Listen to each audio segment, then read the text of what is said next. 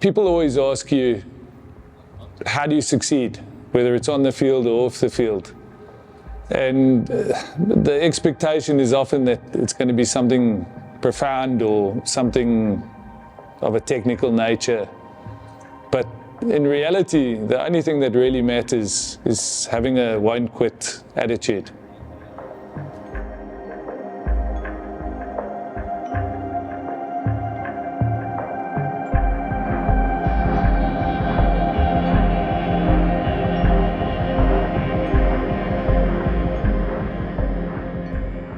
I have Connect, where I call, that's my second family. I treat it as my home. I treat everyone here as they're like my brother, my sister, my father.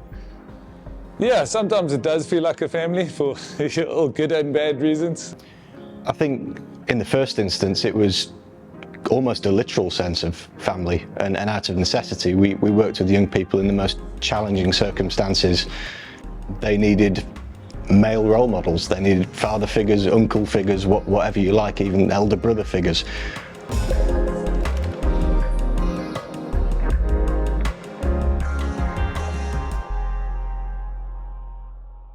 If I didn't play rugby, I think today I would have been probably in Khayelitsha,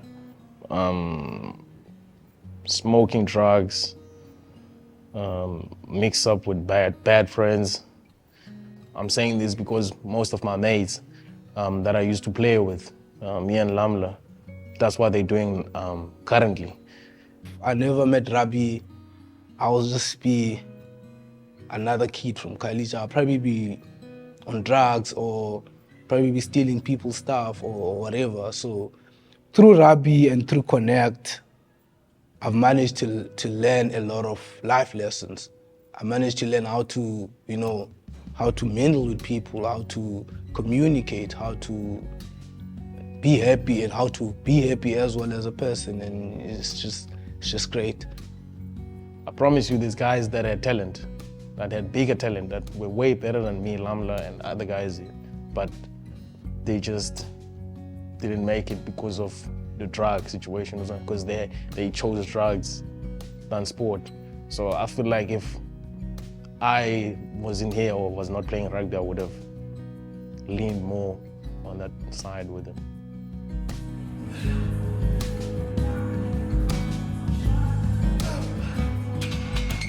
Sports transformation, particularly when you're talking about racial transformation, it really is a resource issue. It's about access to resources and opportunities. And when you pioneer something like we have, you kind of don't really have a blueprint to follow. So building that blueprint, there has been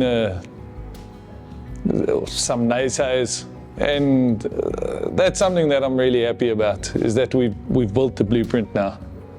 The body of evidence that we've built, it's kind of pushing me towards the next phase of my coaching career, and I can see where that's going in some of the new things that I'm doing. To actually be able to coach my own athletes, it's quite a funny thing, but for many years in Connect, I wasn't always the primary coach. Although I was doing most of the work, the kids were going and playing for other teams. So I think having something that I can have more ownership and more control over, that's something that I'm really excited about, because I think we can grow something enormous.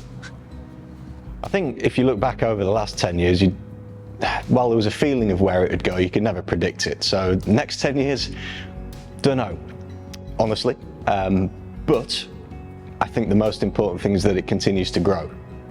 It was two daft lads and Avanza, caring wives, and it got so far. And that's nowhere near sufficient for where we want to take it next. I mean, we've got the club now down in Parow in Cape Town, which is fantastic. We see that as another next step of what Connect can be as an entity.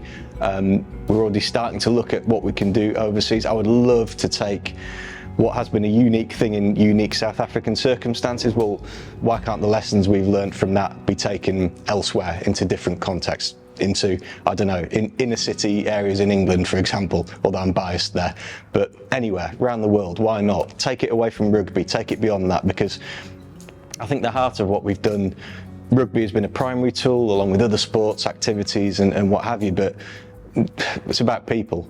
Everything we've done is about people. Young people, yes, because catch them young, you can make the biggest difference, and I think that's a universal thing. It might be unique circumstances here in this country, but I think a lot of what I've learnt, certainly coming here new, I think a lot of it does actually tally and marry with what goes on universally around the globe. There's so much commonality between us, and I think that speaks to exactly what we wanted to be and become, and that's diverse, it's inclusive, and it's celebrating that as a power rather than something that dilutes or takes away from tradition or something. It's very much a next phase for us, and I'd love to take that beyond the borders here. I'd love to take the young people we work with beyond these borders too, even more than we've started to do, and use sport as that real vehicle for change.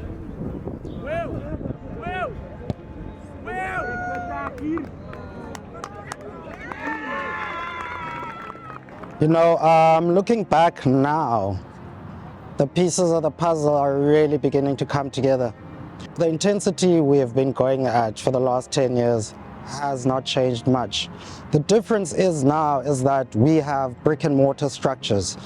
Previously, for example, if you wanted to have a meeting with us, the chances are we'd meet up in Greenpoint Stadium where we were training, or in our mobile office, our Avanza. And people would always wonder exactly, but we kind of have an idea who you guys are, but where are you? Now we have brick and mortar structure where you can find us. We also have this great relationship with Bosmanstam High School. And thank you very much to Coach Clint Barnes for that. There is now also a pipeline for our children because we moved with our golden generation. And I'll name Mr. there because we probably wouldn't have this academy without him. It is a lot of his input as a young player, what we saw in him, that we felt we needed this. He's now playing first team straight out of high school, of which I'm very proud. We now have a direct pipeline for the rest of the kids who come who come after him, to then know that we now have a club, Connect NTK, and that partnership makes me very proud right now.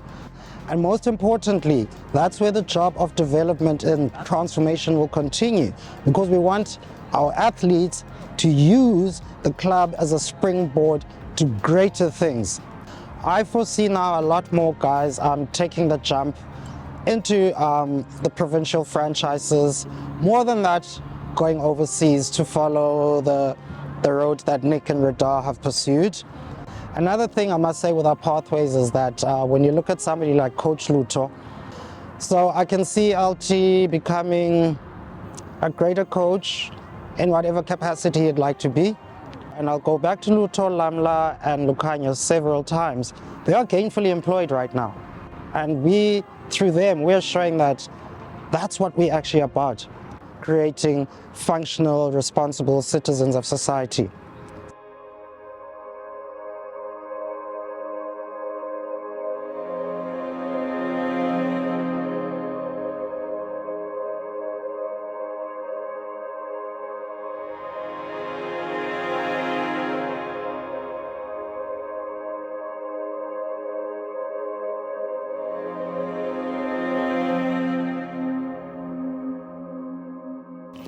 I think he's actually, no, honestly, he's a very good player. Lucanio has to definitely be the Springbok first. I don't care what happens or what, I always back him. He knows I back him. He's going to be the first Springbok player. He's good. Right.